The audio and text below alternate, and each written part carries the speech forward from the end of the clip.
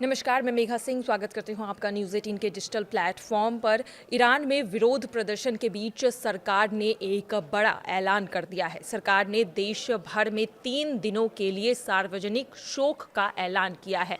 ऐसे प्रदर्शन की वजह से देश को एक नुकसान हुआ है और उसी नुकसान को देखते हुए ये ऐलान किया गया है। इस घोषणा के तहत देश की सभी सरकारी इमारतों और दूतावास पर राष्ट्रध्वज आधा झुका रहेगा। इस 3 दिनों के दौरान सभी तरह के सरकारी उत्सव, सांस्कृतिक कार्यक्रम और खेल योजनाओं को रद्द कर दिया जाएगा।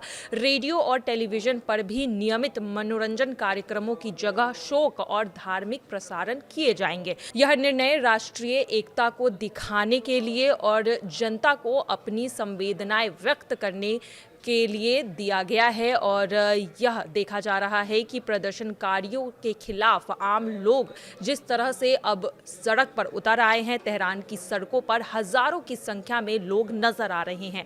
आइए अब जानते हैं कि ईरान के ताज़ा अपडेट क्या है, वहाँ की ताज़ा हालात क्या है। तो सड़कों पर जन सैलाब उतर आया है। तेहरान की सड़कों पर उमड़ा यह विशाल जनसमूह ईरान के मौजूदा हालात की गंभीरता को बयां कर रहा है। हाथों में राष्ट्रीय ध्वज और जुबान पर नारे लिए हजारों की संख्या में लोग सड़कों पर उतर आए हैं। ये आम नागरिक है जो हाल ही में देश में हुए हिंसा और दंगों की कड़ी निंदा करते हुए एकजुट हुए हैं। प्रदर्शनकारियों का यह सैलाब देश में शांति और सुरक्षा की बहाली की मांग कर रहा है और देश में अस्थिरता फैलाने की कोशिश कर रहे हैं। भीड़ का यह विशाल पैमाना दिखाता है कि ईरान में स्थिति कितनी संवेदनशील बनी हुई है।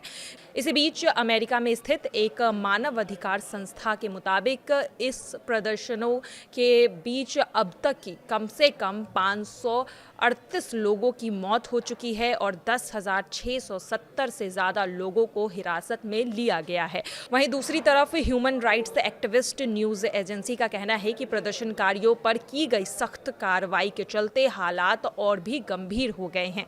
वहीं ईरान सरकार ने इंटरनेट और फ़ोन सेवाएं बंद कर दी है, जिससे ज़मीनी स्थिति का सटीक आकलन करना बेहद ही मुश्किल हो गया है। सूचना ब्लैकआउट के कारण देश भर में जो भीतर का माहौल है और साथ ही बाहर रहने वालों के बीच संपर्क लगभग ठप हो चुका है। इस वजह से वहां के ताज़ा हालात पर भी लोगों की नज़रें टिकी हुई हैं और देखना यही है कि क्या आगे चलकर ईरान में तख्ता पलट होता है और क्या खामनेई के हाथ से उनकी सत्ता जाती है। ये एक बड़ा सवाल है। फिलहाल आज की खबरों में बस इतना ही। बाकी की तमाम खबरों के लिए देखते रहिए न्यूज़ 18 का डिजिटल प्लेटफॉर्म। धन्यवाद।